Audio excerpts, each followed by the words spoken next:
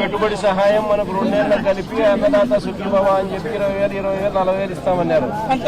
ఆ 40,000లో ఎంత ఇచ్చినారు? 5,000 40,000 ఇస్తామని చెప్పి 5,000.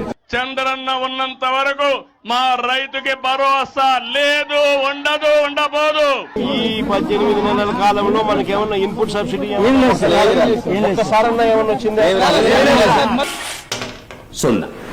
మీరు మునుగు పోతే నాకు లాస్ట్ టైం పోయినా పంట పోతే కూడా అప్పుడు పట్టించుకోలే. ఇప్పుడు మాటలు చూస్తే ఏమో కోటలు దాటుతా ఉన్నాయి, పర్ఫార్మెన్స్ చూస్తే ఏమో వీక్. ఇది వరుసగా 2వ, 3వ సెకండ్ టైం ప్రభుత్వంలో ఎప్పుడు పట్టించుకున్నా మా రైతుకి భరోసా లేదు, ఉండదు, ఉండబోదు.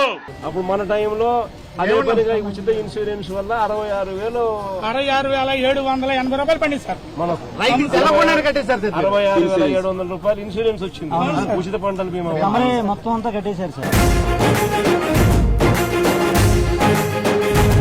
రైతు భరోసా డబ్బులు వచ్చినాయి.